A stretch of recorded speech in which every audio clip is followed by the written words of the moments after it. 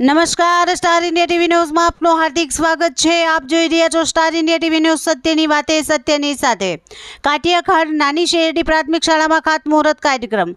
બોરસદ તાલુકાના કોટિયાખાડ નાની શેરડી ગામમાં સરકારી પ્રાથમિક શાળાના નવા મકાન માટે 1.30 કરોડ જેટલી માતબર રકમની ગ્રાન્ટ ફાળવવામાં આવી છે। નવા મકાનના ખાતમુહૂર્ત વિધિ યોજાઈ હતી। તે દરમિયાન અધિ પ્રગટાવી ત્યારબાદ શાળાની બહેનોએ બધાનું સ્વાગત કર્યું હતું। ખાતમુહૂર્ત કાર્યક્રમ દરમિયાન બોરસદ તાલુકા પંચાયત પૂર્વ પ્રમુખ ધર્મદેવસિંહ ડાભી, બોરસદ વિધાનસભાના યુવા અગ્રણી સિદ્ધાર્થ સોલંકી, રોનકસિંહ ગોહિલ, સરદાર પટેલ, યુનિવર્સિટીના સેનેટ મેમ્બર ભીખાભાઈ પડિયાર, બોરસદ તાલુકાના સભ્ય અશોકસિંહ ઝાલા, કોટિયાખાડ નાની શેરડી ગામના બંને સરપંચ સભ્યો અને ગ્રામજનો ઉપસ્થિત રહ્યા હતા।